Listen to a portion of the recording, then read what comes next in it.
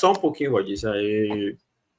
Porque eu suspendi aqui a mesa. Aleluia! Glória a Deus! Para dar mais... Glória a Deus! Entendeu? Sejam todos bem-vindos! Amém. Começamos aí a nossa... mais uma edição do nosso podcast Conversa Entre Amigos. Shalom, Valdice! Glória a Deus! Graça e paz, pastor Renato, você que está nos acompanhando, vem aí numa sequência de... Quantos são, pastor Renato? 22 edições, 22 programas. 22 programas, né? E é bom saber que está só começando, né? É só começando. Não vai deixar de ser, não vai ser menos importante de que os que já se passaram por aqui hoje, falar de uma temática muito importante, né? E eu quero saudar você que já está conosco, manda aí esse link para vários amigos seus, para que ele hoje possa aprender e aprender sobre investimentos. Que maravilha, né, pastor?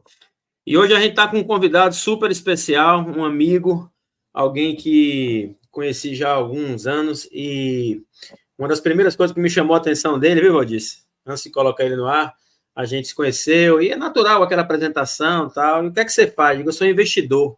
Eu digo, mas como é esse negócio de investidor? É o quê? Você acorda de manhã, faz o quê? Ele, não, eu acordo de manhã e vou curtir a vida, vou me preparar, cuidar do meu corpo, depois vou ver como é que tá as minhas ações, isso e aquilo. Eu digo, mas não entra na minha cabeça esse negócio, não. Como é isso, rapaz?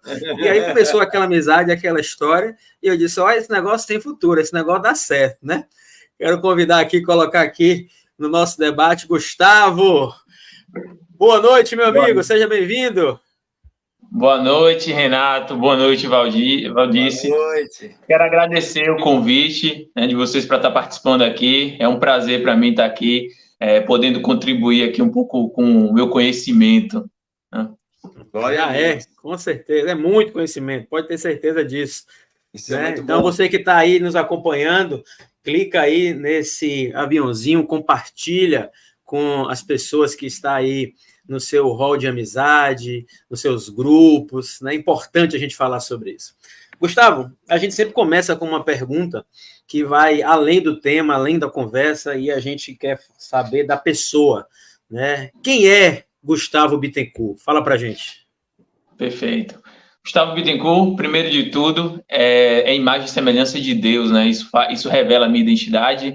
Eu sou investidor, eu defendo, né, que todos nós somos investidores, porque todos nós nascemos com um recurso, né? Um tempo, um corpo, e a forma como a gente vai utilizar esse recurso vai dizer muito sobre se a nossa vida ela vai ser próspera e vai edificar outras vidas, ou se a nossa vida ela vai ser uma vida que vai ficar ali de escanteio. Então, a gente já nasce investidor. Eu sou investidor, sou empreendedor, empreendo com a minha esposa, eu tenho um curso de investimentos, também dou aulas e mentorias particulares também para quem quer começar a investir no mercado financeiro, mas eu acho que o que mais me define realmente é isso, a imagem e semelhança de Deus, porque todos nós nascemos com essa identidade. E conhecer mais sobre essa identidade faz com que a gente possa se posicionar da forma correta na vida, e isso é muito importante quando a gente fala de investimento.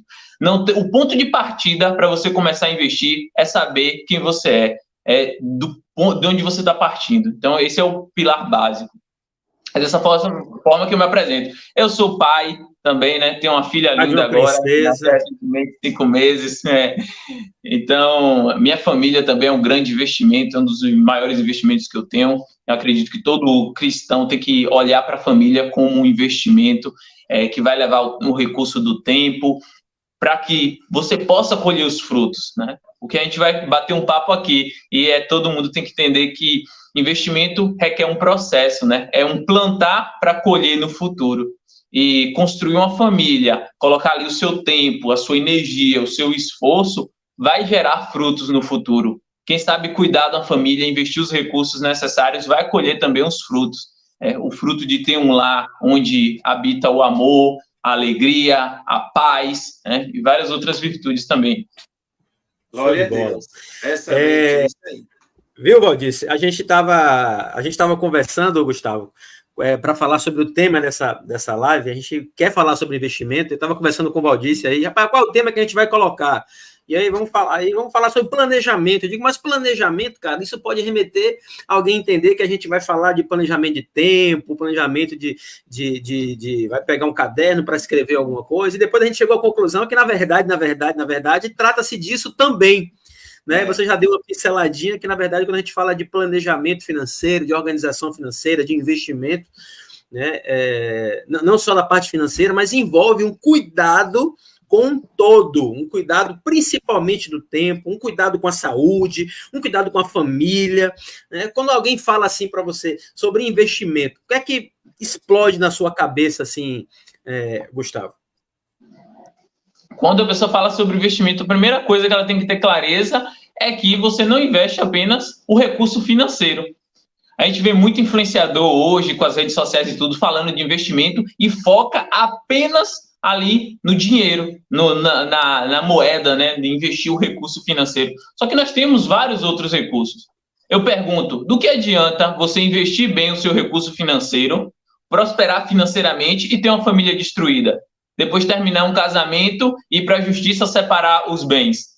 Que fruto você vai colher? Do que adianta você ser próspero financeiramente, mas seu filho ser perdido no mundo? Então, você tem que olhar para todos vocês aqui que estão acompanhando aqui esse podcast, esse episódio aqui, entendam que você tem que pensar em investimentos como um todo, em toda a sua vida. Então, como é que eu posso investir melhor nos meus relacionamentos, na minha família? Ponto. Isso é uma área. Como eu posso investir no meu recurso financeiro? Isso é uma outra área. Como eu posso investir em adquirir mais conhecimento? Que também é um recurso que vai ser importante para que a gente continue tomando decisões sábias, né? Então, são várias áreas. No pilar espiritual, eu preciso investir também, como me aproximando cada vez mais de Deus, dos princípios milenares que estão lá na Bíblia, a gente pode falar, tem vários aqui. Então, e isso aqui eu acho que deveria explodir a cabeça de todo mundo, né? Porque geralmente a gente fica com aquele rótulo, né? Investir é só comprar ação, pegar o dinheiro e colocar na poupança. Você tem que quebrar um pouco essa mentalidade para você começar a realmente prosperar de fato, né? É a verdadeira prosperidade. É verdade. E quando a gente estava discutindo essa questão aí do título, né, do planejamento, era exatamente sobre isso, porque não há como você investir se você não planejar, né? Não há como haver investimento se não haver planejamento. E aí é aquela questão. Um bom planejamento faz você ter bons investimentos. E a Bíblia já nos ensina isso. O maior investimento que você pode fazer é no reino de Deus, né? O maior investimento espiritual no reino de Deus. E enquanto estamos aqui, sim, precisamos nos organizar, planejar, nos preparar, pensar no futuro. Tem muita gente, não, nós temos que se preocupar com amanhã, o amanhã a Deus pertence, e etc. Não, tem que ter, sim, planejamento, propósito, porque tudo isso faz parte do investimento. Como você mesmo disse, Gustavo, não é só dinheiro, vai além disso. Muito bom. Agora, Gustavo, vou começar botando as pimentinhas aqui. Investir é bíblico? Será que está na Bíblia alguma coisa sobre isso? Será que tem alguma raiz bíblica? Ou é esse negócio dos homens que inventaram isso, né? nessa modernidade, pós-modernidade? Porque o nosso público é um público essencialmente cristão, a gente alcança toda a internet, mas o nosso público é um público cristão que talvez tenha sido educado, talvez tenha recebido uma educação financeira, ou melhor, não tenha recebido uma educação financeira na sua casa, não tenha recebido educação financeira na escola, não recebeu educação financeira na igreja, e de repente chega alguém dizendo assim, tem que investir. E alguém olha assim, dizendo, rapaz, isso pode ser até do diabo, isso é uma heresia. Isso é demagogia. E aí é exatamente sobre isso que eu posso falar um pouco, né? A gente vê que uma palavra que tem e se repete muito na Bíblia é dinheiro, né? Então, o dinheiro, desde aquela época, as pessoas acham muitas vezes que o dinheiro é a moeda, né? Dinheiro é o real, é o dólar. Não, isso são moedas. Dinheiro, de fato, é uma energia de troca de serviço, de troca de produto. Então, você produziu algo, você vai fazer uma troca, então o dinheiro vai facilitar A moeda ela vem facilitar, mas o dinheiro é essa energia. E a capacidade de prosperar, ela está lá em Deuteronômio, tem Deuteronômio 8, fala bem assim, Deus nos deu a capacidade de gerar riqueza. Ou seja, é uma passagem que fala assim, Deus deu ao homem a capacidade de gerar dinheiro, né? Considerando que o dinheiro é essa energia de troca. Então, sim, é bíblico. E a gente tem que olhar para a Bíblia, né, e ler a palavra, buscando entender essa sabedoria. Não pegar simplesmente com o religioso, às vezes, ver uma passagem ou outra e falar, não, dinheiro é uma coisa ruim, porque tem um versículo lá que tem um contexto que não foi levado em consideração, né? Por exemplo, a história do jovem rico, que muitas vezes a pessoa tira ali para dar exemplo de que ser rico é ruim, né? Então, você tem que buscar sabedoria, mas tem muita coisa na Bíblia que você pode aplicar, e você deve, não é que pode, é que nós devemos aplicar, né?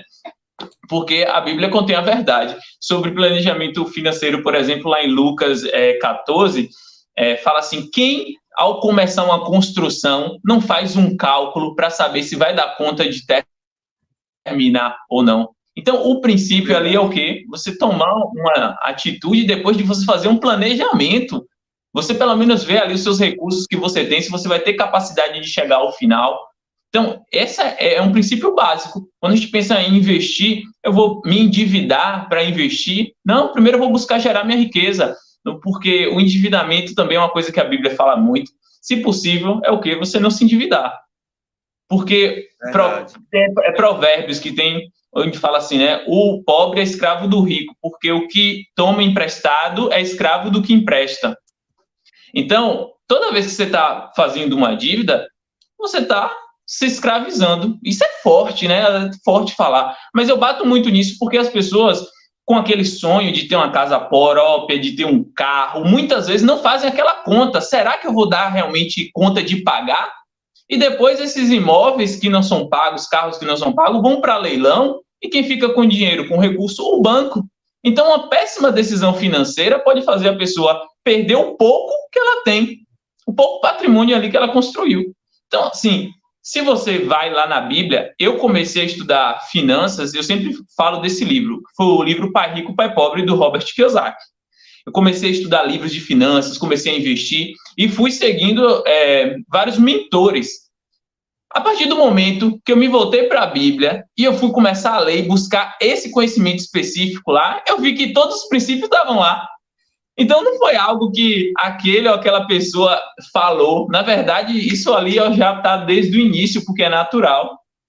A prosperidade, que esse crescimento, essa multiplicação dos nossos recursos é natural. Desde que o mundo é mundo, desde que Deus criou o homem, isso está na nossa natureza. Nós somos multiplicadores. Eu falo assim, quando ela engravidou, né? Minha filha, ela estava ali no útero, ela começou com uma célula que virou 2, 4, e aquele corpo foi se desenvolvendo, multiplicando. Então, está no nosso DNA a multiplicação, né? Isso é abundância. Então, é isso que nós temos que buscar. Quando a gente começa a ter esse olhar natural para as coisas, eu vejo que não tem complexidade nos investimentos. Eu deixo de ter medo de investir, porque eu estou vendo que é natural. Se é natural, a gente tem que buscar isso. Verdade, Gustavo. E a própria Bíblia já ensina, quando Deus entregou o planeta Terra ao homem, ele disse, crescei, dominai, multiplicai. E a gente, às vezes, esquece desses detalhes, né? Então, o ser humano ele já foi criado com esse propósito, para crescer, multiplicar, dominar, fazer tudo aquilo que for necessário. O grande problema do dinheiro, muitas vezes, é a paixão ao dinheiro. A Bíblia diz que tem dois momentos antagônicos e específicos e complementares, dependendo do ângulo que você olha. A Bíblia diz que o dinheiro responde por tudo. Você come dinheiro, você veste dinheiro, você anda no dinheiro. Por quê? Porque você, para comprar a roupa que você veste, você vai pagar com o quê? Com dinheiro. Para você comprar o alimento, você compra com dinheiro. Sua força de trabalho, você troca por dinheiro, né? Então, o dinheiro responde por tudo. mas também a Bíblia nos ensina que o amor ao dinheiro é a raiz de todos os males. Então, a linha é tênue, né? E a Bíblia diz que, por conta disso, muitos se perderam, muitos se entregaram de maneira escandalosa e correndo vários sérios riscos, né, inclusive, e de encontro com a palavra de Deus. Então, esse é o cuidado que tem que ter. Não é fazer riqueza por riqueza, né? Tem que um propósito, uma organização, um propósito, que é como você já colocou muito bem, e é importante fazer essa diferença, essa distinção, né? Não é porque eu preciso fazer investimento e eu preciso gerar riquezas que eu vou ter que fazer a coisa de qualquer forma ou de qualquer maneira. Muito bom. Agora, Gustavão, deixa eu aproveitar aqui você para responder uma pergunta que talvez todo mundo que esteja assistindo aí está se fazendo. Como começar, cara? Como começar? Tem algum caminho, algum passo, algo que eu preciso saber?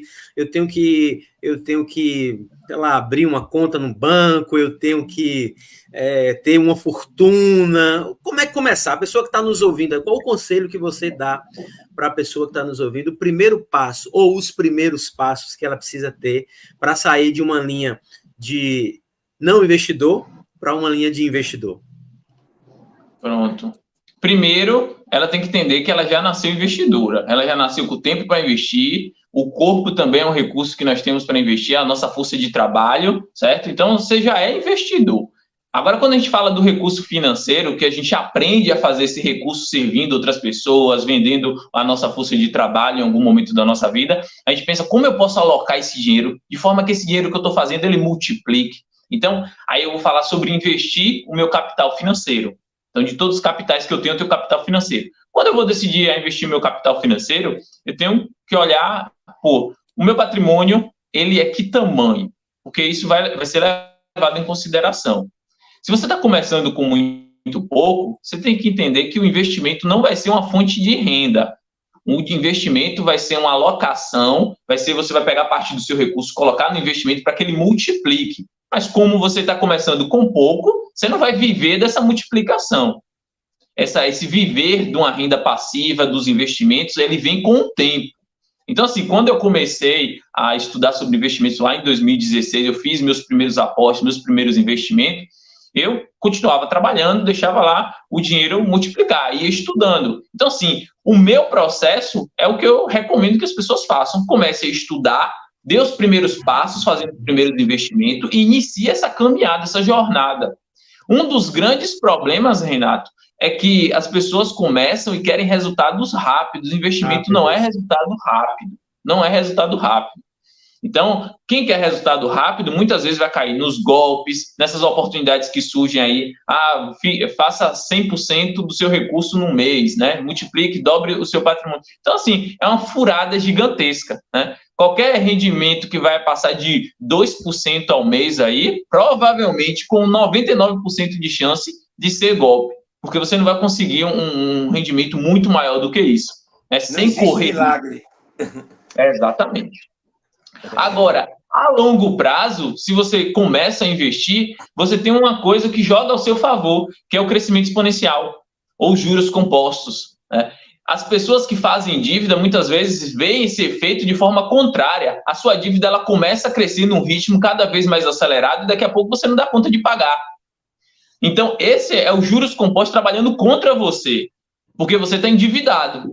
A partir do momento que você está na outra posição de quem empresta, de quem investe, você tem esse crescimento exponencial para cima. Você vê seu patrimônio crescendo e em um determinado momento aquele patrimônio começa a se tornar tão grande e te dá uma receita mensal ou anual que é capaz de te dar liberdade financeira.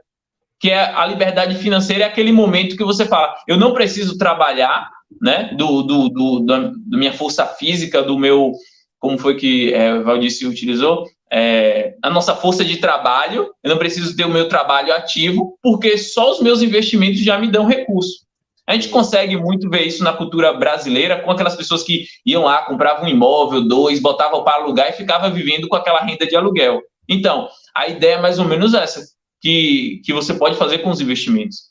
Agora, tem que ter um planejamento. Aí entra na parte processual técnica.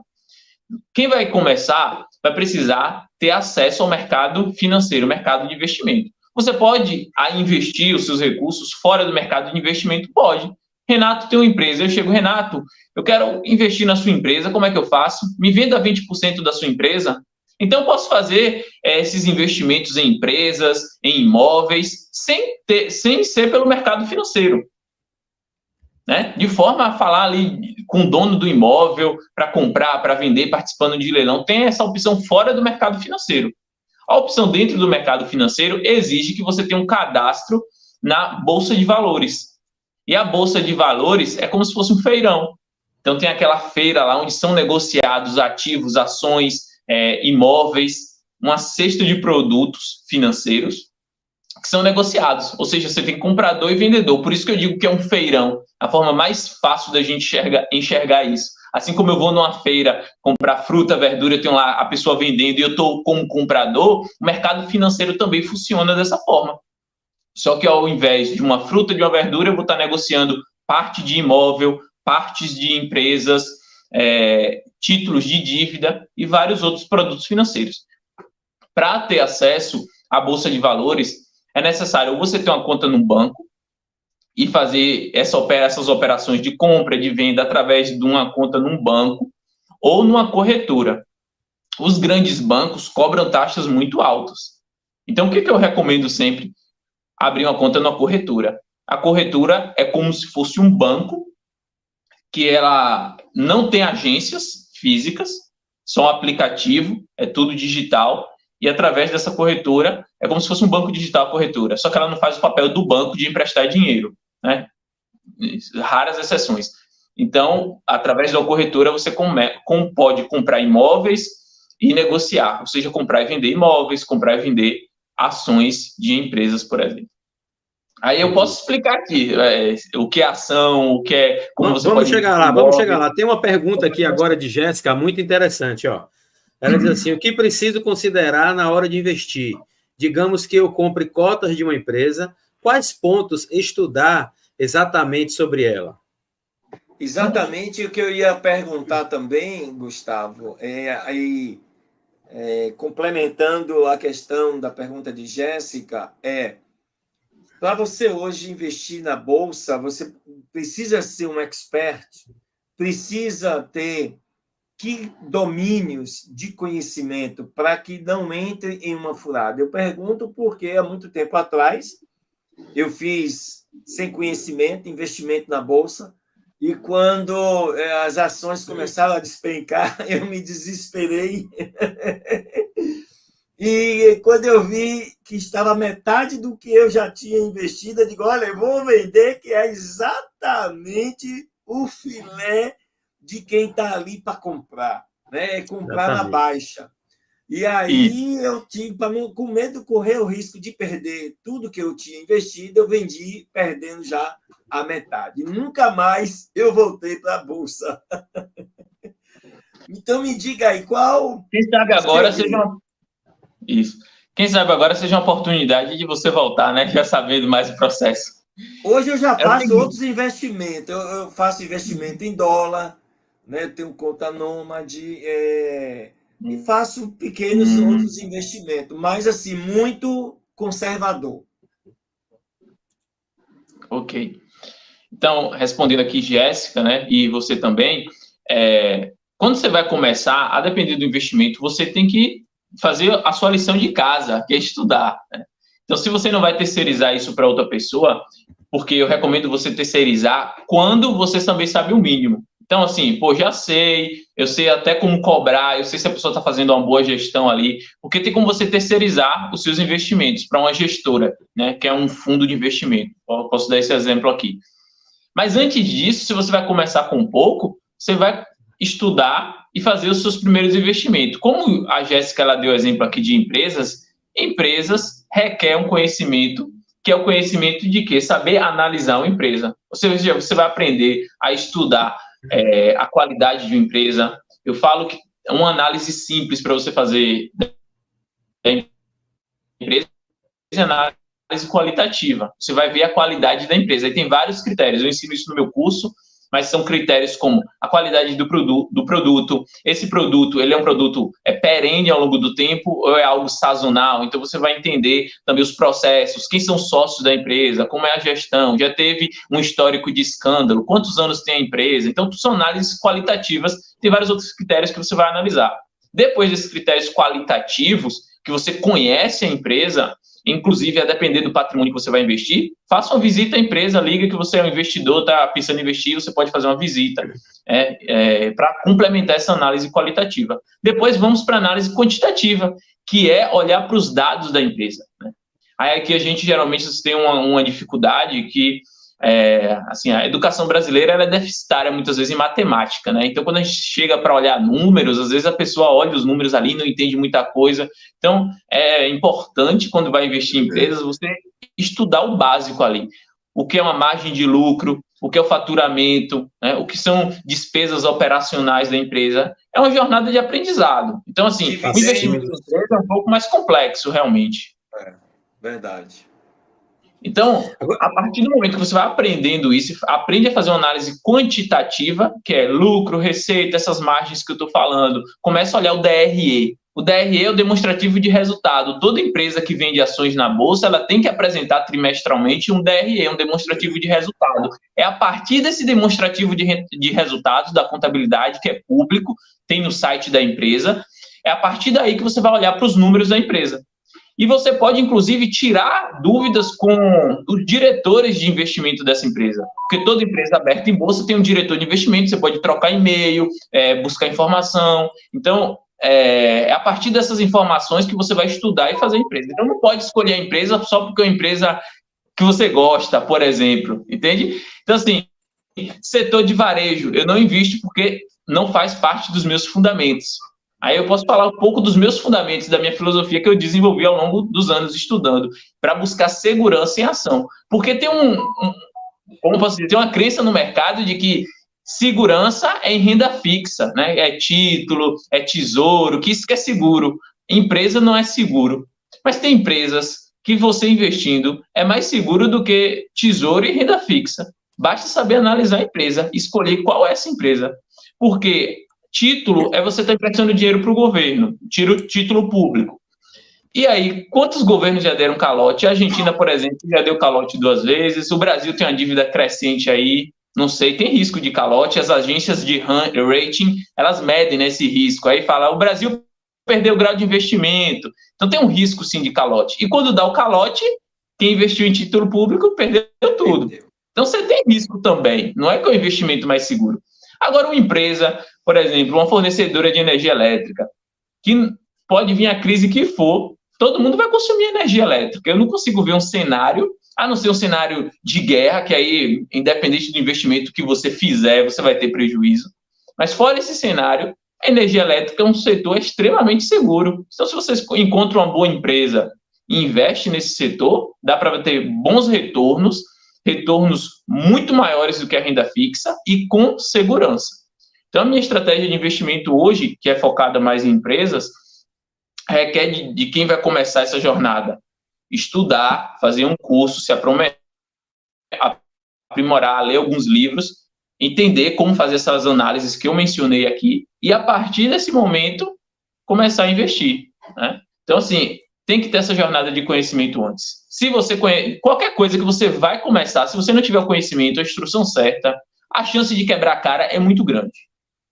É muito grande. Muito bom. Aí tem uma passagem até na Bíblia que eu carrego muito comigo, né, que é o Oséias 4:6, onde diz, no contexto, trazendo para o contexto aqui de investimento, contexto atual, onde fala lá, o meu povo perece por falta de conhecimento, né? Então, assim, quando a gente não tem conhecimento, a gente vai tomar a decisão errada, vai fazer o errado, às vezes até não é nem querendo fazer o errado, é por falta de conhecimento mesmo. É verdade. Exatamente. Muito interessante. Isso é muito forte.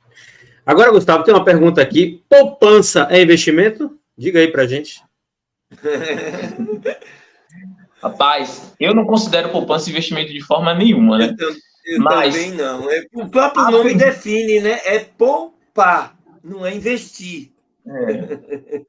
E aí é um grande problema, porque até a poupança, até o poupar, ela não serve, porque muitas vezes ela perde para a inflação, que a inflação é a perda do poder de compra do dinheiro. Então, se o dinheiro desvaloriza uma taxa de 10% no ano e a poupança rendeu 6%, você perdeu 4%. Ou seja, nem para poupar ela serviu num cenário desse. Então, assim, ocorrem esses cenários onde a inflação está muito alta e a poupança nem para poupar serve. Ou seja, ela não poupa e não multiplica. Por isso, não é investimento.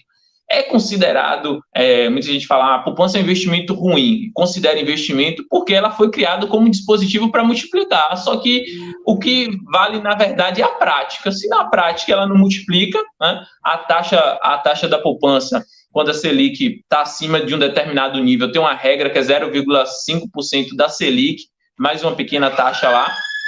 Então, sempre vai ser baixo. Sempre vai perder para a Selic. Então, entre Selic, investir no tesouro, no título público, e a poupança, invista no título público, que inclusive é mais seguro que a poupança. Então, assim, não recomendo. A poupança é aquele dinheiro que, se você precisar, você vai gastar, aí você deixa lá. Tipo, é o dinheiro ali do mês, você vai utilizar para rodar, né? Circular. Mas o dinheiro para grande, capital de giro a longo prazo, tem que estar em outro lugar. Exato. Aí tem outra coisa que o pessoal fala assim, digo, não, eu não invisto com poupança não, meu investimento é com consórcio. E aí, consórcio é investimento? Rapaz, também não. Para pessoa que, Renato, para pessoa assim que tem muita dificuldade em poupar dinheiro, que é aquela pessoa que é mais consumista, sobrou um dinheirinho, aí vai para o final de semana na festinha, vai tomar uma cerveja, vai gastar esse dinheiro, o consórcio para ela vai ser melhor do que ela gastar a grana com consumo, né? Isso é uma regra lá básica, né, do livro Pai Rico, Pai Pobre. Ou seja, o que vai fazer você enriquecer a longo prazo é você comprar ativos ao invés de passivos. Passivo é tudo que você compra que não dá retorno. Então, tudo isso que é consumo não vai gerar retorno para você. O que vai gerar retorno é ativo, é aquilo que tem um custo, mas que vai gerar mais renda ou vai aumentar de valor.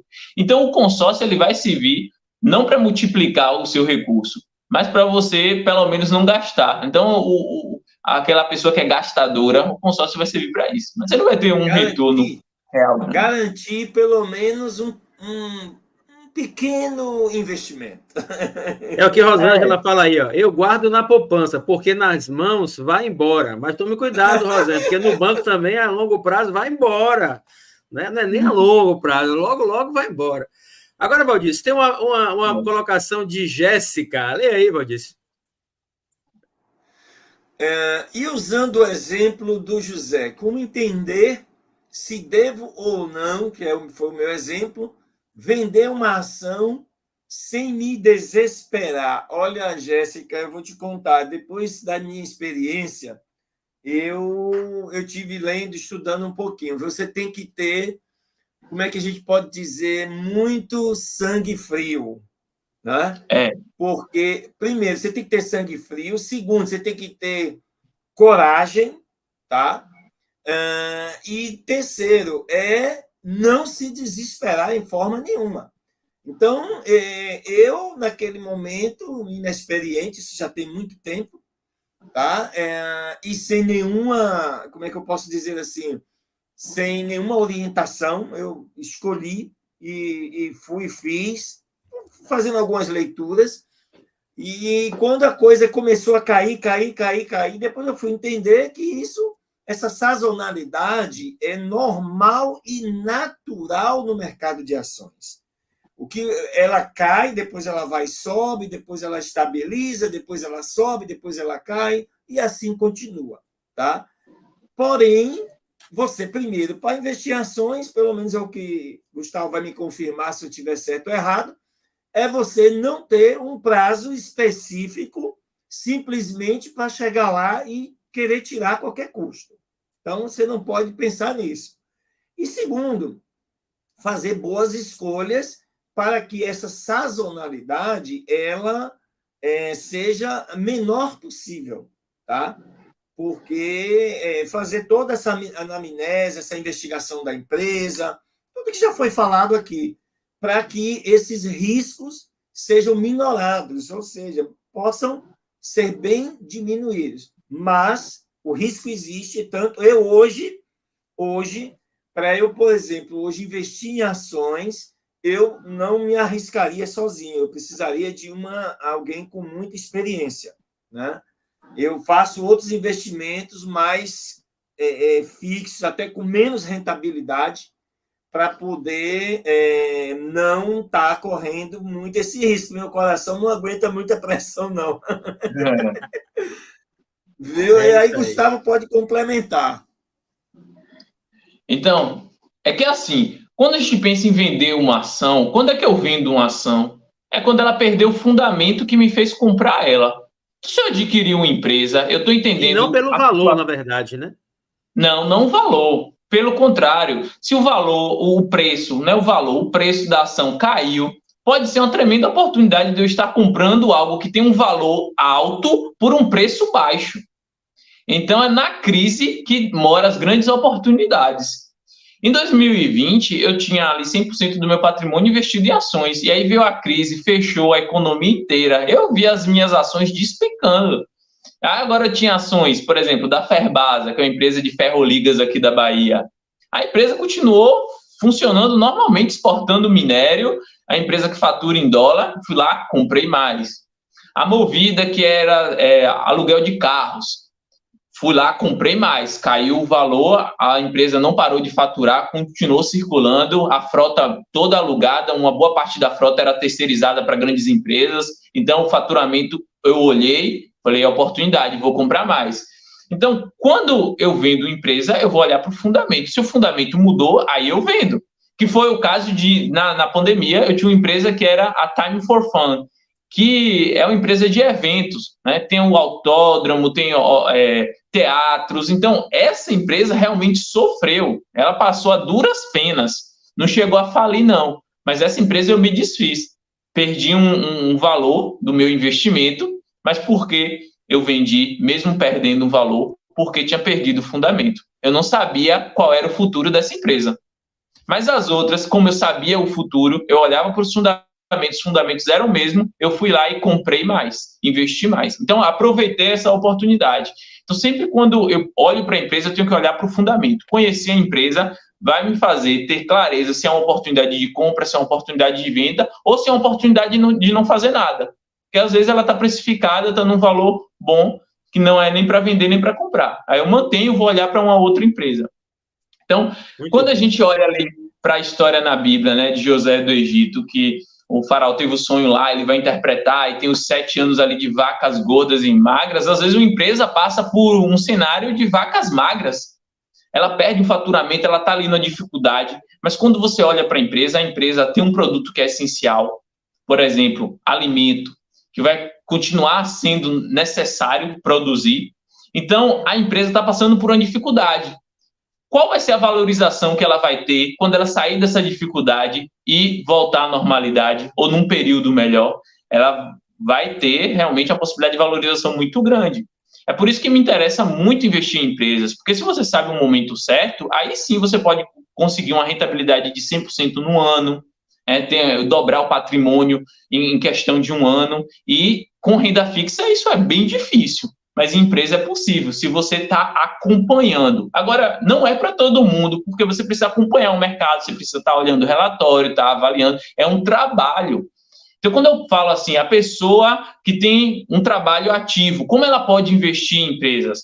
Ou terceiriza através de um fundo, ou ela aprende a investir apenas para o longo prazo, olhando para 5, 10 anos, e ela vai acompanhar os investimentos dela de empresa a cada trimestre ou semestre, que é quando divulga os balanços. Porque ela não tem capacidade ali para olhar todo dia o mercado, porque ela tem um trabalho, tem a família, tem as coisas dela. Então, ela aprende a olhar os fundamentos e olha isso a cada 6 meses. E a cada 6 meses ela toma a decisão se ela continua com a empresa ou se vende. Entende? Então, dessa forma, dá sim para você investir. Pensando a longo prazo, a 5, 6 anos. Você seleciona boas empresas com segurança, que você sabe que daqui a 5, 6 anos vai continuar existindo, entendeu? E é dessa forma. Essa é a forma que eu invisto em empresas. Gustavo, nós vimos recentemente a polêmica aí do governo com a questão da Petrobras, né? Com os dividendos.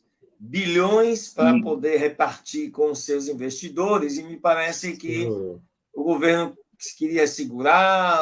Tentou segurar, derrubou até o presidente, né? Eu não acompanhei de maneira profunda, porque eu também não invisto na Petrobras. Mas o seu olhar experiente e a sua leitura. A minha pergunta é: Petrobras é um bom investimento? Dentro da minha filosofia, da minha metodologia de investimento, não é um bom investimento, porque eu não gosto de empresas estatais. Então, qualquer empresa que pode ter interferência do governo, eu prefiro ficar de fora, porque tem um fator que é imprevisível. É verdade. É imprevisível. E é o que ocorreu agora, né? Quiseram meter a mão, né? A empresa pode estar lá com caixa de lucro acumulado, que vai ser distribuído, e de repente vir uma decisão por influência política e falar: não distribui esse dinheiro.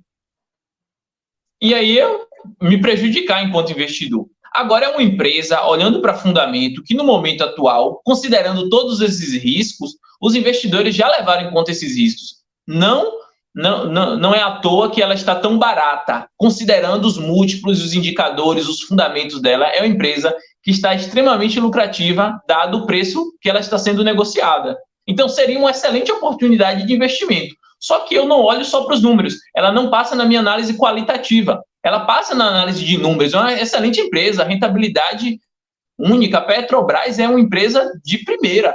Agora, quando a gente olha para a gestão que toma a decisão, a empresa pode ter todos os números bons, ser lucrativa, ter tecnologia, mas a imprevisibilidade não me atrai. Então, eu prefiro uma empresa que eu sei que a gestão é uma gestão competente, que eu possa confiar. Então, para não correr esse risco, eu não invisto em Petrobras. Deu para entender o meu ponto de vista? Não, tranquilo. Muito bom, legal, muito bom, muito bom. E a gente viu aí, né, o que aconteceu com a Petrobras, essa questão dos dividendos. Vamos tentar mudar aqui um pouquinho o foco da conversa, que a gente falou sobre ações, e Meriane falou assim: eu invisto em CDB, prefiro CDB. E aí Rosângela coloca até pergunta: o que é CDB? Vamos lá, Gustavo. O CDB, ele está dentro de uma categoria de investimentos que o mercado chama de renda fixa. Primeira coisa, a gente tem que entender a linguagem do mercado, né? Que eu não concordo, mas eles rotulam os investimentos: renda fixa, renda variável. A impressão que passa é que renda fixa é um ganho fixo e que renda variável vai variar, quando na verdade não é isso. Porque a renda fixa, você tem títulos que estão atrelados à inflação, vão variar a rentabilidade, outros que estão atrelados à Selic. Então, a Selic sobe ou desce, a variação da sua rentabilidade vai variar também. Então, dentro da renda fixa, tem investimentos que vão variar. E dentro da renda variável, né, tem investimentos que também são seguros, porque tem também o rótulo de que só a renda fixa que é seguro. Então, eu não gosto desses dois termos, mas o CDB, ele está dentro dessa categoria de renda fixa, é considerado renda fixa. O que é o CDB? Dentro da renda fixa, a gente está emprestando dinheiro, então você não está comprando um ativo. Dentro da renda variável, eu compro um ativo. Então, a melhor forma, na verdade, de separar é: você é dono de algo ou você só está emprestando dinheiro? Essa deveria ser a forma correta. Quando eu compro ações, eu estou me tornando dono de parte da empresa, mesmo que seja uma parte ínfima do capital. Eu estou me tornando dono daquela parte e tenho todos os direitos de ter aquela propriedade. Assim como quando eu invisto em fundo imobiliário e imóveis. Quando eu vou para a renda fixa, o CDB é uma forma do investidor pegar o seu dinheiro e emprestar ao banco. O título público é uma forma de o investidor emprestar o seu dinheiro para o governo. Uma debenture é uma forma do investidor emprestar o dinheiro para a empresa. Então, eu estou falando aqui de empréstimo. Então, respondendo à pergunta, o CDB é uma forma de você fazer um contrato com o banco, emprestando o seu dinheiro e recebendo uns juros pelo dinheiro emprestado. Então, é limitado porque o banco nunca vai pagar um juros mais alto do que a Selic, porque ele mesmo, enquanto banco, investe na Selic. Então, dificilmente você vai ter com o CDB uma rentabilidade maior do que a Selic. Então, eu não gosto de CDB, nunca investi em CDB e não invisto. E não recomendo quem quer começar a investir começar com CDB. Então, Isso aí é uma convicção, porque eu quero rentabilidade, eu quero segurança, mas não quero abrir mão da rentabilidade. A gente tem que considerar vários aspectos. Às vezes, para um contexto pessoal de uma pessoa, o CDB pode ser útil, mas não é uma modalidade que eu gosto. Mas é isso que é o CDB. Empréstimo de dinheiro, você firma um contrato com o banco e está emprestando dinheiro para o banco. Mesmo que isso seja automatizado através do aplicativo do celular. É isso que acontece. Muito bom. Natanael Alves, ele está fazendo aqui uma pergunta. Desculpa a minha falta de conhecimento, Natanael, não se preocupe. Aqui, a não ser Gustavo, ninguém mais conhece sobre investimento, tá? Estamos iguais. Mas ele lança uma pergunta: trader é investimento? Trader não é investimento, né? Vamos lá. O que é um trader? O trader significa comprar e vender. Então, a palavra trader refere-se a uma operação de comprar e vender. Isso é um trader. No mercado, a gente chama de day trader aquela pessoa que vai especular. Ou seja, imagine que no feirão da Bolsa de Valores entra um especulador. Ele vai comprar e vender no mesmo dia. Ele compra pela manhã, na expectativa de que à tarde tem uma valorização e à tarde, no mesmo dia, ele vende aquilo com um preço maior. Então, ele fez o que? Um day trader, uma compra e uma venda no mesmo dia. Então, o mercado chama esse investidor, que não é investidor, na verdade, ele é um especulador, de day trader. E o trader, um trader pode ser um investidor, porque um trader, você não tem um tempo, então você pode comprar em janeiro, vender em dezembro. Então você fez um trader de 12 meses, ou seja, uma compra e uma venda no período de 12 meses. Então, assim, o trader em si é a operação. O investidor é o que pensa em longo prazo. Por quê, Renato? Por quê, Valdice? O investimento ele tem um processo. Eu tenho que esperar a multiplicação ocorrer. Isso é um princípio. Então, a prosperidade não é a multiplicação. O investidor, ele tem que plantar a semente, esperar o processo, acompanhar ali, adubar, regar, olhar, proteger das pragas. Não é assim que funciona no campo? Até esperar a árvore crescer e dar fruto. Então, o investidor de investimento compra uma ação da empresa, entendendo o projeto de expansão da empresa, o que a empresa vai fazer ao longo dos anos e espera, ao longo dos anos, ter essa valorização e esse ganho. O especulador não. O especulador é o cara que compra no dia e ele quer vender mais caro no outro dia. Então, ele fica tentando acertar, ele fica contando com a sorte. Por isso que eu falo, o day trader, as pessoas que especulam no mercado, não estão investindo. Eu não estou dizendo que não é importante esse papel, porque o papel do day trader acaba dando liquidez. Ele faz acontecer mais compras e mais vendas, então circula mais. Então, ele tem a importância dele. Mas para quem quer realmente multiplicar patrimônio, quem quer investir, esse não é o caminho. Ok? Então, Natanael, espero que eu tenha respondido a pergunta. Se você pensa em começar a investir, day trader não é o caminho, né? Pensa com a mentalidade de investimento realmente, de longo prazo. Já tem outra pergunta aqui do Gabriel, né? E aí eu vou emendar com uma por cima, né? Ele pergunta o seguinte, Gabriel Jesus: Bitcoin é investimento ou reserva de valor? E eu queria acrescentar não só o Bitcoin, o dólar também é um investimento ou seria uma reserva para garantir essa flutuação do encontro de moedas, né? Comparando que o Brasil é real e o dólar como moeda americana e mundial, até porque quando você pega 1994, quando o real foi criado, existia a paridade 1 para 1. $1, R$1. Hoje, um dólar vale R$5 em média. Então, a gente percebe que 5 vezes mais foi necessário para que você possa ter o mesmo valor em real. Então, o dólar e o Bitcoin são investimentos ou são reservas de valor? Pronto, boa. Na verdade, vamos lá, responder essa pergunta. Minha especialidade é ações e empresas, tá? Até renda fixa eu falo, mas não é minha especialidade. Criptomoeda também não é minha especialidade. Mais especificamente do Bitcoin, ele é uma reserva de valor. Por quê? Ele não é um processo, não é uma semente que você planta e vai gerar mais. Você não vai pegar um Bitcoin, esse Bitcoin vai multiplicar e gerar mais Bitcoins. Então, na verdade, ele não é um investimento, ele é uma reserva de valor. A proposta dele é ser uma moeda. como o dólar como o real mas tem uma diferença, é que o real e o dólar, ele perde valor com o tempo, ele é desvalorizado, como você até falou aí do exemplo do dólar, do real. Então, ele é uma proposta de uma moeda que, ao invés de perder valor com o tempo, ela vai ganhar valor com o tempo.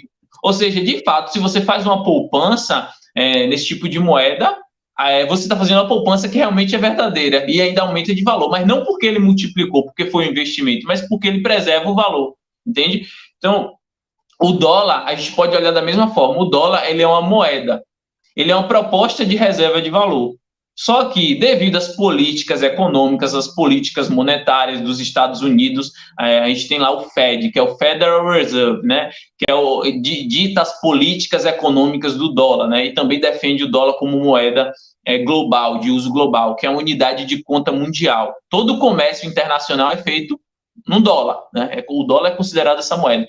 Então, ela serve para você reservar valor melhor do que o real, porque a inflação do real é maior. Então, assim, a inflação aqui, a gente olha a inflação no Brasil, às vezes chega a 10%, 8%, 9%. Isso aí considerando o IBGE, que a gente pode questionar também se é inflação real ou não, porque o IBGE faz essa conta considerando alguns produtos básicos. Eles não consideram alguns tipos de produto. Às vezes muda, é engraçado. Quando a inflação está muito alta, às vezes mudam também os produtos. Tira um produto, bota outro para dizer que a inflação... Né? Então, assim, tem essa influência. Quando a gente olha para o dólar, não. O histórico do dólar é ter uma inflação baixa. Então, ele preserva valor melhor do que o real. Então, ele é uma melhor reserva de valor. Agora, você pode falar assim, pô, estou investindo em dólar. Teoricamente, a sua frase está errada porque não vai ser um investimento. É uma reserva de valor. Você está preservando e cuidando melhor daquele valor. Aquele valor tem menos chance de se desvalorizar. Esse seria o ideal. E o ideal de tudo, se os bancos centrais no mundo todo não imprimissem dinheiro, não diluíssem a moeda para se financiar, seria que não existisse inflação. A inflação tinha que ser ali zero ou negativa. Aí eu não sei aqui se é complexo vocês entenderem, mas o que seria uma inflação negativa? Com o aumento de riqueza no mundo, com o aumento da produtividade, é normal que as coisas ficassem mais baratas. O normal não é que as coisas ficassem mais caras, as coisas deveriam ficar mais baratas com o tempo, porque você tem mais coisas sendo produzida, mais riqueza sendo gerada. Só que a moeda, que é a medida do dinheiro, ou seja, o dinheiro é aquela energia de troca que é medida pela moeda. A moeda ela é diluída toda vez que a política monetária imprime mais dólar, imprime mais real e dilui. Então, na verdade, essa política monetária que faz a gente ter a impressão que é o empresário que é o vilão ali que está aumentando os preços. Na verdade, ele está fazendo uma correção porque os custos da matéria-prima também subiu. Então, esse preço vai sendo repassado porque a moeda está perdendo valor. Entende? A gente vê isso nos pátios dos carros. Teve um período que as montadoras estavam com os pátios lotados de veículos, né? E você viu o veículo subindo de preço. Quer dizer, ao invés de manter ou diminuir, não. Os caras estavam subindo de preço. E aí não dá para você entender essa lógica. Não dá para explicar. E você falando fica mais compreensível. Ou seja, a inflação, com a perda e a desvalorização da moeda, tem que haver uma compensação. Essa compensação tem que ser o aumento do produto final. Do produto, exatamente. Muito bom. Exato. Ronildo participa aí. Um abraço, Ronildo. Ronildo está falando aí da Inglaterra. Um abraço aí. Está dizendo aí, perguntando sobre criptomoeda. Gustavo já deu sua opinião aí. O Gabriel faz uma colocação aqui, Gustavo, que eu queria sua opinião sobre essa frase dele. 90% dos traders perdem dinheiro. Aí vamos ver se esse 90% está no grupo de Valdice ou você, Gustavo, faz parte dos 10% que ganha nosso dinheiro. Então, na verdade, é até mais essa 95%, só que não é dos traders, é dos day traders, que é como eu expliquei, aquela pessoa que vai especular. 95% no longo prazo perde dinheiro. Tem um estudo que foi feito na FGV, né? A FGV fez um estudo com alguns traders profissionais no mercado e falou, nós vamos acompanhar suas operações durante um período, se eu não me engano, foi de 5 anos. E alguns ganhavam dinheiro, por exemplo, num dia, num mês ali, tinha um lucro muito grande, mas no longo prazo, somando as perdas e lucro, a maioria acabava perdendo. E os que tinham um retorno positivo, era um retorno muito pequeno, que não compensava muitas vezes o risco. Porque quando você faz o day trade, você especula, você também vai ter uma carga tributária maior, vai ter que emitir a DARF, pagar os impostos e tudo mais, então já vai comendo uma parte do dinheiro. E você vai ter que contar com a sorte, porque especulação é sorte. Como é que eu consigo prever se uma ação vai subir ou vai descer?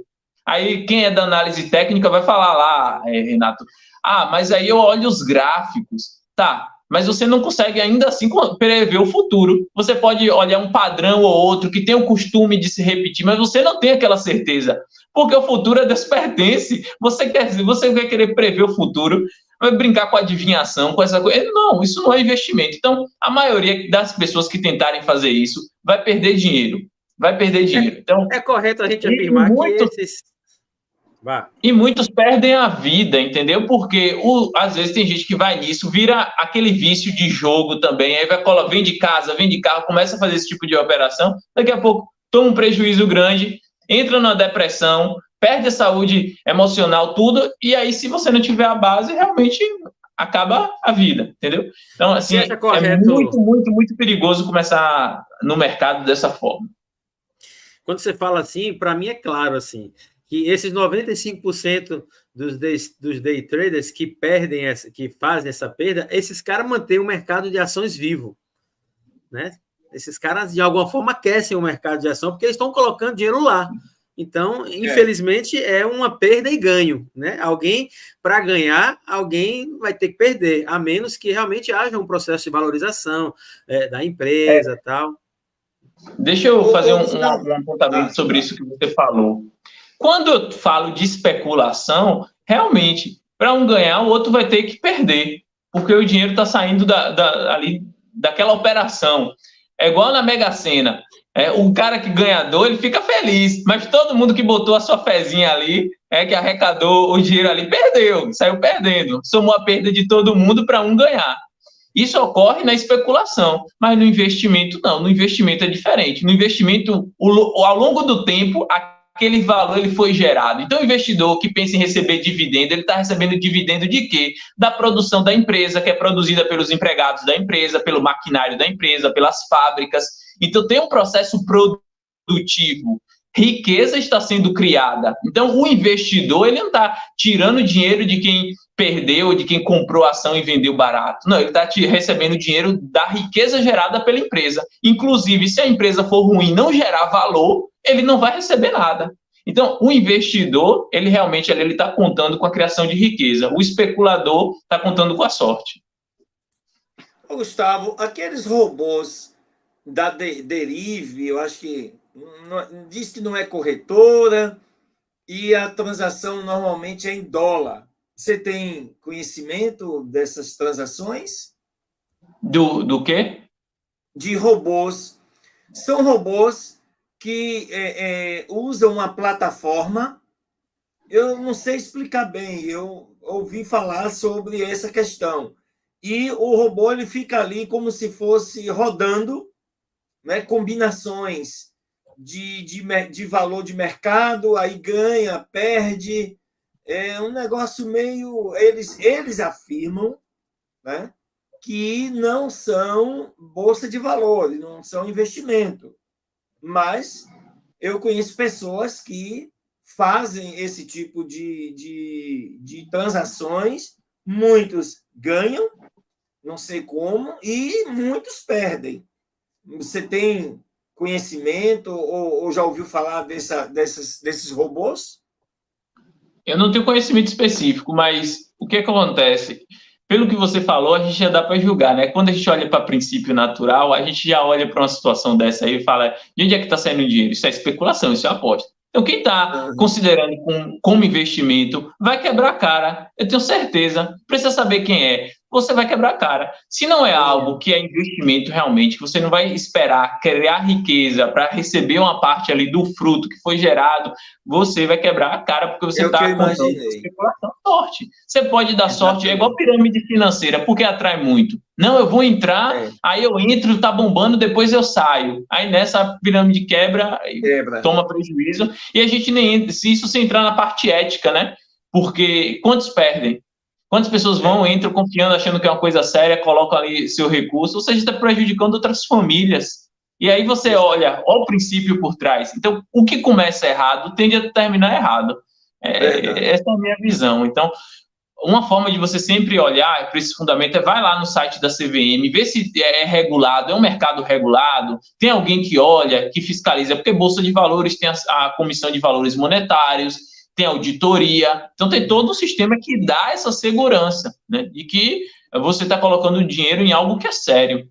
Então, essas coisas aí, você viu uma oportunidade de ganho muito grande, essas coisas de robô, geralmente, como a população é leiga, né, inteligência artificial, tudo, eles utilizam muito isso como um gatilho. Não, é uma coisa nova, é uma oportunidade.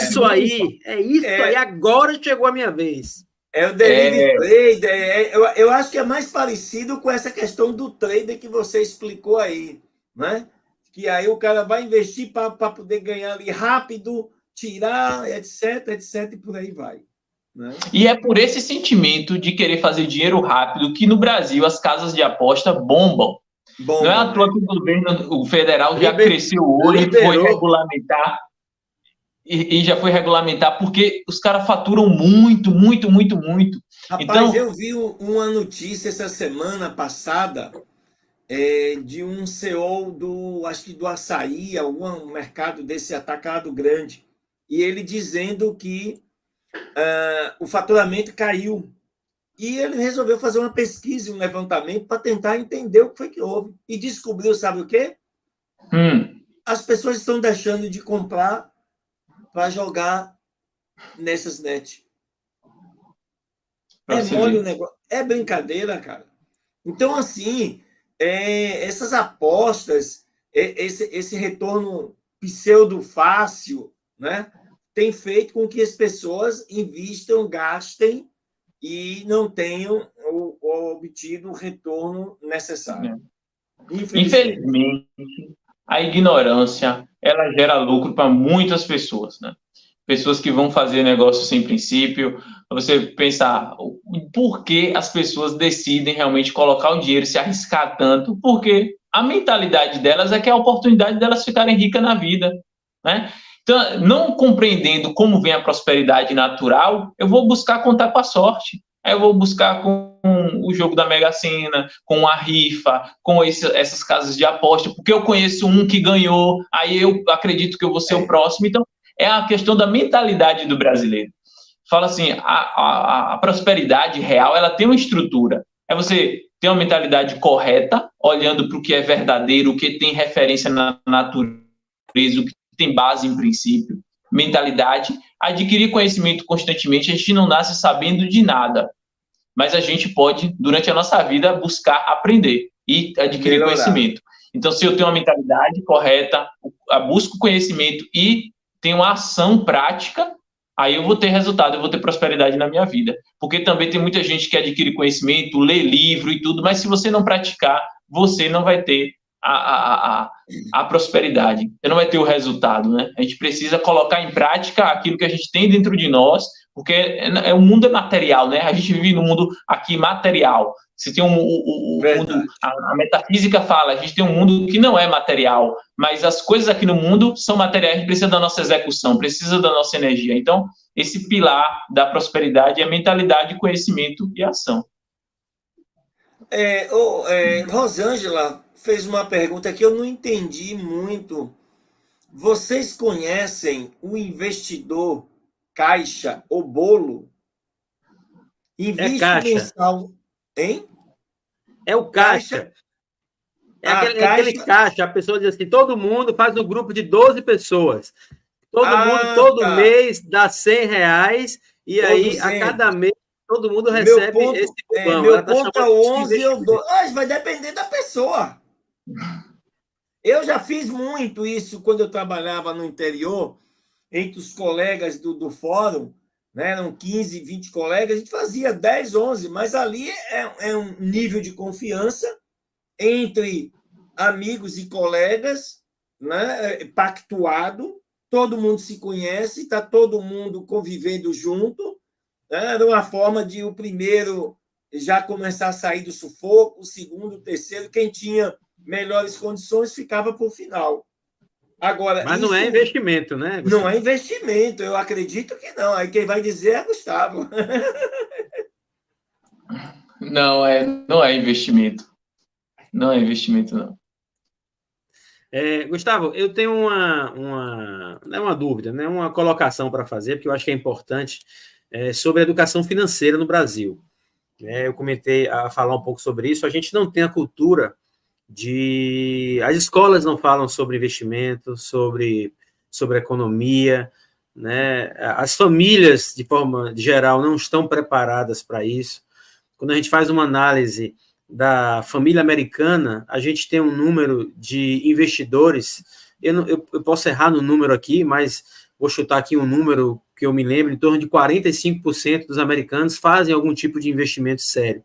E quando você vai para o Brasil, esse número não chega a 5%.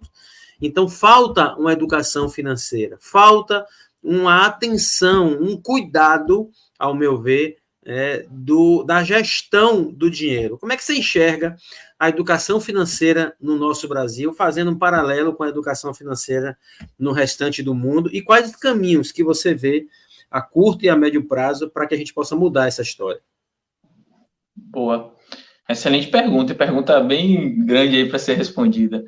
É bem complexo a gente falar sobre o processo de educação aqui no Brasil. Primeiro porque é de interesse público, de maus políticos, que a população seja bem educada, bem instruída. É mais fácil governar intelectuais ou ignorantes. Então, assim, quando a gente vive num cenário hoje onde os maus políticos compram voto, a gente vê todo tipo de atitude sem princípio na sociedade, é muito mais fácil você não lutar para colocar esse tipo de ensinamento nas escolas, manter a ignorância, porque os ignorantes você consegue mais manipular com facilidade, né? Enganar. Então, assim, é bem complicado o cenário brasileiro. Então, a gente precisa realmente de uma mudança de mentalidade na população, de uma conscientização maior. Então, assim, eu aprendi a investir. Eu acho que é meu dever ensinar as pessoas próximas no meu ambiente, fomentar a busca por esse conhecimento, pelo menos despertar o interesse, porque eu falei aqui dos maus políticos, mas e também os maus empresários e os grandes bancos também, né? O quanto de lucro tem com o cara que faz um financiamento para 30 anos sem fazer uma conta do montante total que ele vai pagar? Entende? Então, a taxa de juros alta, o cara que não tem educação financeira gera dinheiro para os bancos digitais, muito dinheiro com um cartão de crédito. A compra por impulso gera muito dinheiro para as fintechs, para muitas empresas aí. Então, a gente está falando assim, de quem vê o interesse, e geralmente o interesse real vem das próprias pessoas. E aí, fazendo um paralelo com os Estados Unidos, não teve lá um grande processo de educação financeira, vamos educar o povo americano, porque não existiu isso. Isso aqui está sendo mais fomentado e discutido no Brasil, pelo fato da situação onde a gente está no momento e olhar para o resto do mundo. Mas o que aconteceu nos Estados Unidos foi o quê? Famílias. Educação financeira começando dentro de casa, com pequenos princípios, valores sendo fomentados. Então, assim, eu acho que a educação, primeiro, a escola, ela escolariza. Ela dá ali a matemática, o português, quando bem dá. E a educação realmente mesmo, para as coisas que são princípios, tem que vir de casa, né? Então, a gente entra num problema grande porque, às vezes, o pai e a mãe também não é educado financeiramente. Anda pedindo dinheiro emprestado à família, pede dinheiro emprestado ao irmão, pede dinheiro emprestado a alguém da família, aí a pessoa empresta, mas a pessoa mal sabe que, na tentativa de ajudar, ela está fomentando a dependência. Então, assim, é um contexto complicado, mas eu acredito que toda mudança ela tem que vir de casa e do indivíduo querer. E o nosso papel é fomentar essa busca por esse conhecimento, a educação ela tem que começar de casa. Eu acho importante, sim, que as escolas tenham educação financeira. Seria muito interessante que isso partisse dos políticos, que a gente elegesse pessoas que têm essa preocupação em educar financeiramente o brasileiro, né? Isso vai contra vários interesses, né? Gabriel colocou aí, você respondeu muito bem, qual seria o grande vilão da educação financeira do Brasil? Acho que o brasileiro, em geral, não é educado para lidar com o cartão de crédito. Acho que o grande vilão é a falta de educação em casa, né? É o que você falou, né? Eu acho que o grande começo seria as famílias entenderem o que é o dinheiro, essa energia, o propósito do recurso financeiro na sua mão, o que é que ele pode lhe dar, e buscar, de alguma forma, a instrução. Meu filho ele estuda numa escola confessional católica, gerida por freiras, inclusive a educação das escolas que são regidas por freiras, elas são a excelência na educação, são educação de referência no nosso país, e tem uma matéria lá, que eu não vou lembrar o nome, estou tentando lembrar aqui o nome, que é uma matéria meio que, tem um nome bonito, mas ela quer dizer assim, o que ocorrer, né? Então, o professor coloca algumas temáticas, e meu filho, que desde cedo ele tem uma pegada de investimento, ele colocou esse lance assim, não, vamos falar sobre investimento, vamos falar sobre, vamos fomentar sobre isso, né? E eu já vi alguns comentários aqui em casa de discussões que foram promovidas dentro da sala de aula. Eu acho que o caminho é esse, a gente dentro das casas começar a falar sobre isso, começar a entender que dinheiro não é para o cara trabalhar o mês todo, chegar no final do mês, torrar tudo, pagar as contas todas e fazer com que a família participe disso, né? Eu acho que esse é um caminho importante. Exatamente. Para trilhar esse caminho, todos nós precisamos comprar realmente essa missão de dentro da nossa família e no nosso arredor, entre amigos, sempre poder fomentar isso. Poxa, às vezes é difícil você chegar para a pessoa que lhe pediu emprestado e falar a real. Às vezes você só fala o não vou emprestar e tal. Às vezes fala, cara, você está precisando de dinheiro emprestado? Como é que tá as suas finanças? Mas você não está cuidando das suas finanças. Você quer uma ajuda com isso? Poxa, tem que fomentar isso, entende? Então, eu acho que tem que se educar, em primeiro lugar, para educar os filhos, e quem aí não pode contar com a educação dos pais, buscar por conta própria, entender que você pode ser a pessoa que vai romper ali com aquele padrão de não ter educação financeira na sua família. Aqui no Brasil, a gente olha para a história do Brasil. O Brasil começou a ter mais prosperidade mais recente, com o crescimento principalmente global das últimas décadas e tudo mais. Mas o Brasil, a origem do Brasil é pobre, né? Vamos dizer assim, é pobre. Ele é rico em natureza, né? Em recursos, isso nunca faltou. Mas para extrair o recurso, eu preciso de um povo que tenha a mentalidade de eu vou produzir. Vou para cima, eu vou fazer conta, vou ver se vale a pena, vou cuidar dos recursos, não vou desperdiçar, pelo contrário, eu vou multiplicar. Porque a tendência natural, como eu falo, está na natureza do homem a prosperidade. É natural que cada família que vem depois se torne mais próspera. Você herda os recursos da família que veio antes, e o ideal é que você multiplique e os seus filhos sejam mais prósperos, os seus netos sejam... Isso é natural. Qual é a resistência? É a pobreza. Então, assim... Entender que a pobreza é uma resistência, que é algo ruim, que realmente está fazendo o lado das trevas na minha vida para destruir tudo, eu vou buscar o quê? Isso como um pilar central da minha família, né? Da prosperidade. Para os nossos ouvintes que estão nos acompanhando, percentualmente, eu sei que isso vai depender muito de cada pessoa, de cada família, de cada renda. Mas o que seria ideal para que as famílias ou as pessoas possam começar a investir uma proporção do que se ganha? Uma hipótese, 40% com isso, 30% com isso, 20%, 10% é investimento, 15%, não sei. Existe, na sua experiência, uma fórmula que, aplicada à realidade, isso possa levar o sujeito, o indivíduo ou a família a um nível de investimento e prosperidade futura? Boa pergunta, excelente pergunta, porque é a dúvida de muitas pessoas, né? Com quanto eu vou começar a investir? Qual é o adequado? E aí eu sempre penso assim, cada família é uma família, cada pessoa é uma pessoa. Sua fonte de renda não é a fonte de renda de fulano, a sua fonte de renda pode ser variável todo mês, o outro pode ser assalariado e ganhar um fixo todo mês. Você pode estar jovem, disposto a investir mais para plantar para o seu futuro, outro está lá mais na velhice, só quer ter uma renda passiva para desfrutar, não está pensando mais em se arriscar, quer ter mais cautela. Então, olha o tanto de variáveis, várias variáveis. Então, se existe uma fórmula, existe aquela fórmula para você, individual, olhando o seu momento de vida, olhando ali para as suas finanças pessoais, tá? Mas, o que acontece? Quando você é jovem, você pode investir muito mais. Então, se você fizer um sacrifício enquanto jovem para investir mais do que 50% do que ganha, isso tem que ver a realidade também, se é uma pessoa que paga aluguel, o quanto ganha e tudo mais, eu acho que é um bom montante. E agora esse 50% não é em um único investimento, é diversificado. Isso é um outro princípio. Nunca colocar os ovos ali na mesma cesta, né? Inclusive, tem esse ditado popular ali, de não colocar os ovos na mesma cesta, mas isso tem referência também no princípio bíblico lá em Eclesiastes, onde fala assim, você não sabe o tempo da crise, né? O tempo da tempestade. Então, diversifique, né?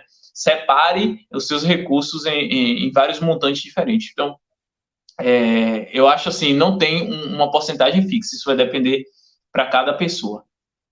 Eu quero pegar aqui um ponto que talvez seja muito importante para quem está nos acompanhando aí, e literalmente como um pano de fundo, os quadros de Valdice aí, em que tem 3 palavrinhas muito importantes, e não por acaso, não por coincidência, na casa de Gustavo também tem esse quadro com essas palavras que fala disciplina, foco e execução. Eu acredito que essas palavras, elas são palavras-chave se a gente está falando de investimento. Não dá para você ter investimento sem disciplina.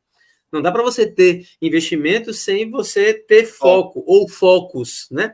Não dá para você investir em todas as áreas da sua vida, não só na parte financeira, sem você tomar atitude, sem você sair de uma zona de conforto, sem você colocar isso em execução. Então, Valdice, parabéns aí pelo quadro. Gustavo também lá atrás não está aparecendo direito, mas eu estou vendo que é esse quadro lá que eu já conheço, né? Então, olha lá, muito bom. Disciplina, foco e execução. É isso.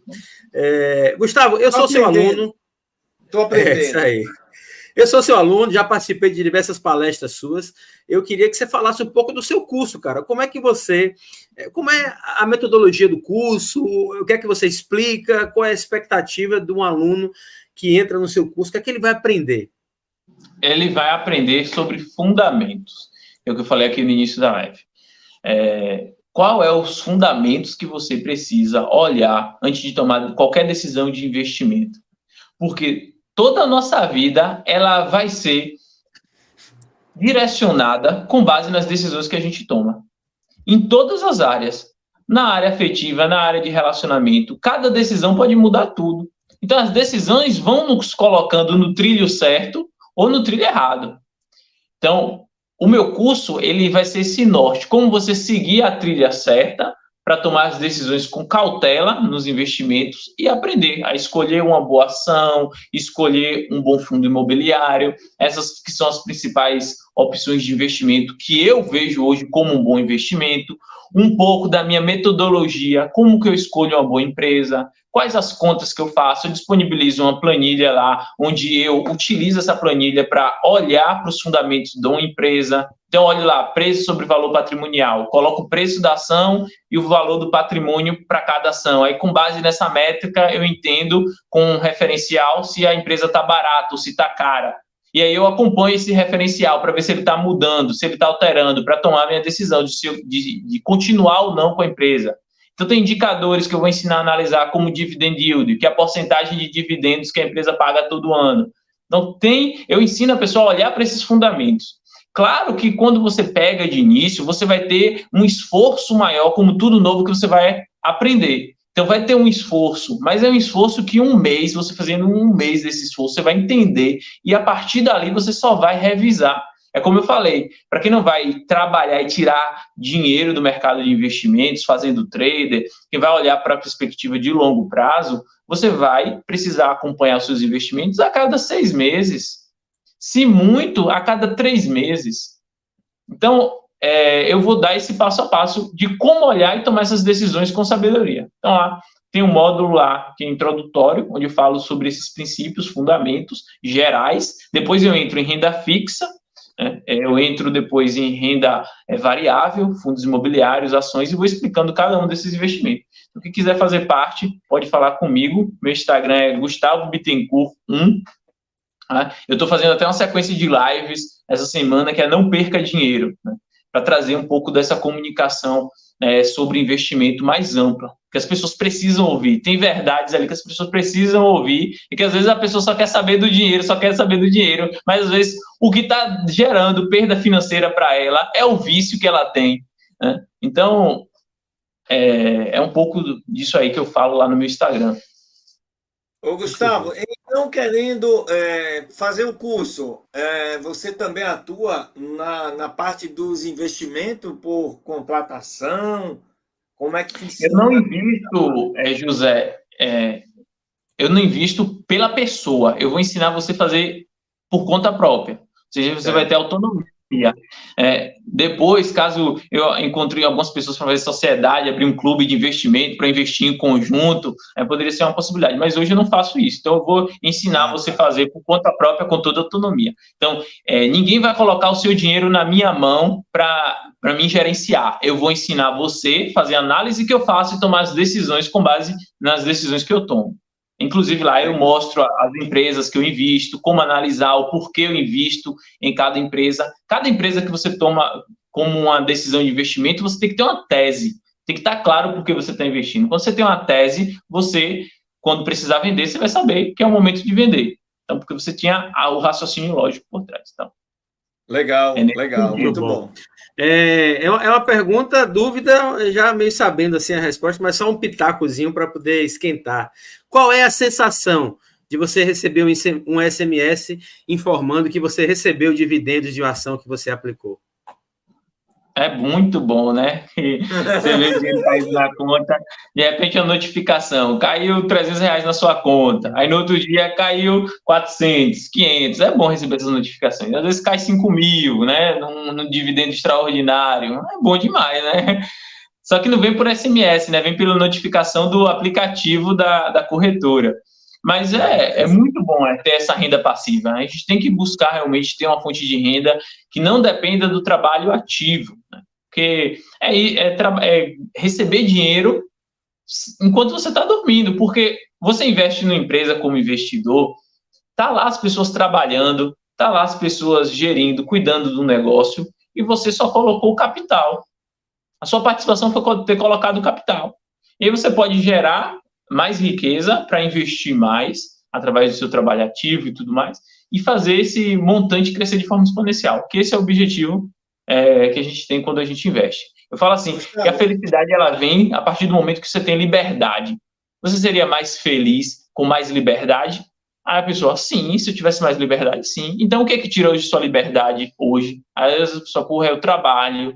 Então, provavelmente, você trabalha para receber dinheiro. Você não trabalha com propósito, com aquilo que você ama, que queima no seu coração. Não, aquilo não é a fonte de renda. Muitas pessoas vão dizer que não trabalha com propósito. Então, seria interessante você começar a investir para ter uma renda passiva e poder se dedicar totalmente ao seu propósito, às coisas que realmente queimam ali no seu coração. Então, isso vai trazer mais felicidade. A liberdade financeira, que é essa renda passiva, a partir do momento que ela paga todas as suas despesas, suas contas, você se sente realmente ali livre para ir fazer o que você quiser na sua vida. Se você tiver sabedoria, você vai cumprir com o seu propósito. Agora, se você não tiver sabedoria, às vezes vai ser até pior, porque você vai destruir você mesmo. Porque o dinheiro não é bom, não é ruim. É a pessoa que vai canalizar essa energia para o bom. Usar, né? E aí entra uma questão que eu acho que é importante. Todo cristão tem que ser um investidor, porque o dinheiro, numa guerra, o dinheiro é o quê? Um armamento. Qual é a primeira guerra que tem no mundo, lá desde o início? Né? A gente sabe muito bem. Então, quando a gente pensa assim, os cristãos têm que ser investidores, têm que aprender educação financeira, é para cuidar melhor dos recursos, porque o seu dinheiro ele pode ser potencializador de tudo que é bom, que é do seu propósito, pode potencializar obras de caridade, pode potencializar o reino, mas o dinheiro também nas mãos dos ímpios, se os ímpios multiplicam e aplicam esses princípios, mesmo que não apliquem os outros princípios, eles vão o quê? Ter mais poder e armamento numa guerra. Então eu penso assim, hoje os maiores fundos globais, BlackRock, Vanguard, tem 10 trilhões de dólares. Esse pessoal lá é cristão? Eles financiam quais ONGs? Eles financiam quais movimentos sociais? Eles financiam qual ideologia? Porque tem todo um mecanismo por trás. Então, a gente tem que entender que o dinheiro é uma ferramenta. É uma ferramenta. E numa guerra é armamento. Então, eu olho assim, poxa, eu tenho dinheiro, eu estou dando mais liberdade para minha família, eu estou tendo mais liberdade, eu estou tendo mais potencial de agir e fazer o bem. Gustavo, dentro dos investimentos atuais, do que você atua, existe algum que chegue ou supere aí 12%, 15% ao ano? Tem. Sempre tem vários. Por exemplo, a Dexos, que é uma empresa que eu investi nela ano passado e já me desfiz do investimento. Com menos de um ano. Eu tive mais de 100% de ganho. Porque eu peguei a cotação da empresa muito barata, lá 6%, ela caiu no meu radar, eu olhei os fundamentos, fiz os cálculos, as contas, e para mim ela tinha que estar valendo ali por baixo uns R$10. Na época estava 6. Eu até postei lá no meu Instagram, eu falei, uma oportunidade aqui, estou comprando. E aí comprei essa ação, a Dexos, e depois vendi ela a 12. Então, ali tive o dobro, né? Ganhei o dobro nessa operação. Também teve empresas como a Cristal Pigmentos, que é uma empresa que produz dióxido de titânio para tintas, né? Produz essas tintas coloridas. E essa empresa também teve uma valorização mais do que dobrou o valor que eu investi. Ferbasa também, eu tive um grande ganho com Ferbasa. Então, assim, tem várias empresas que você consegue mais do que dobrar o seu capital. Agora, não é com especulação, é porque realmente a empresa cresceu muito. E eu identifiquei esses momentos. Então, a Dexos, por exemplo, foi uma empresa que ela passou por recuperação judicial lá em 2016, e só agora, mais recente, eu fui investir nela, porque ela estava toda estruturada, só que ela estava com aquele passado ruim, então ninguém estava olhando para ela. Mas eu já vi que ela já estava num outro processo, já tinha saído da recuperação judicial, tem a baixa liquidez, e a baixa liquidez é importante porque os investidores grandes, que têm muito dinheiro, ou seja, milhões, bilhões de reais, eles não investem em empresas muito pequenas.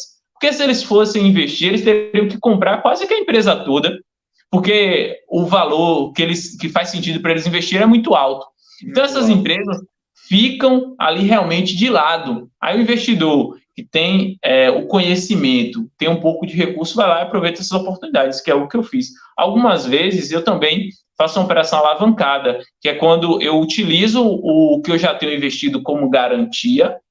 Isso é uma operação já avançada, né? Então, você tem que ter conhecimento para fazer isso, porque envolve um risco. Eu utilizo o meu investimento como garantia e alavanco e compro mais. Ou seja, eu fico comprado com uma dívida, né? Eu utilizo o crédito na corretora para fazer esse tipo de operação. E aí eu ganho sem me desfazer das minhas ações, mas com o dobro do capital, da valorização. Uma alavancagem financeira, né? Esse conceito. Então, legal, existe muito essa possibilidade. Por isso eu gosto tanto de investir em empresas e recomendo que as pessoas comecem a investir. Com segurança, escolhe uma ou duas empresas do setor elétrico. Você não está correndo quase risco nenhum. E tem tanta empresa barata. Tem uma empresa muito boa, de qualidade, lá em Santa Catarina, que é a distribuidora de energia elétrica lá, a Celesc. Uma empresa excelente de fundamento, num preço muito bom. Eu invisto nela, é uma empresa muito boa também. Então, assim, tem como investir com segurança e ter muita rentabilidade. Hashtag fica a dica, né? Na verdade, foi muitas dicas, foi uma verdadeira aula, Foi muito bom, muito bom. Quer aprender mais, vai ter que fazer o curso, né? Não tem jeito. Exatamente. Ou reassistir esse podcast diversas vezes, pegar uma caneta e aí anotando o nome das empresas, né? Segue lá o Gustavo no Instagram dele, coloquei aqui, Gustavo Bittencourt, tem lives semanais. Gustavo, obrigado aí, cara, pela sua disponibilidade. Queria deixar aí as suas considerações finais aí para o nosso público. Pronto.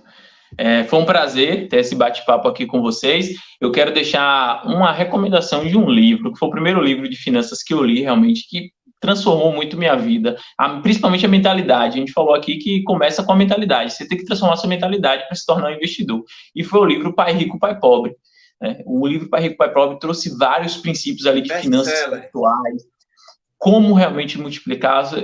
Quem já leu sabe, é um livro excelente. Então, eu quero deixar essa recomendação aqui. E quem quiser me seguir, acompanhar mais o meu trabalho, vai lá, segue Gustavo Bittencourt 1. Pronto, show de bola. Legal. Obrigado. Semana que vem tem coisa diferente, né? O podcast aqui tá assim, inovando, sai de um nível, passa para outro. Semana que vem, adoção de filhos. Você sai de um investimento financeiro para outro investimento. Agora, investimento em filho. Adoção de filhos. E essa temática de adoção ela é muito importante porque a gente precisa dar luz a isso, e ainda mais no meio cristão, que ainda existe um problema no meio cristão, uma falta de crença, uma crença limitante acerca da adoção, né? Existem, quando a gente parece que está numa direção bacana, surgem algumas notícias na mídia que parece que destroem uma caminhada. Então, a gente vai trazer a professora Denise, doutora, mestre, doutora, pós-doutora Denise, que é também pastora, e é mãe de 2 filhos, está agora caminhando para o 3º filho adotado, e ela vai contar um pouco dessa experiência, do que ela viveu, né, das barreiras, de repente, muitas situações que ela viveu, e vai nos dar clareza sobre esse tema. Acho que é muito importante. Fica a dica para você que está nos acompanhando aí, para estar conosco na próxima semana. Amém. Ok, meu povo? Glória a Deus! Se você gostou, compartilha com seus amigos, se inscreve aqui no nosso canal, para que a gente possa crescer. Isso. Valeu, Valdice! Um abraço! Valeu, um abraço, Gustavo. Deus abençoe a todos vocês. Deus abençoe a semana de vitória. Amém.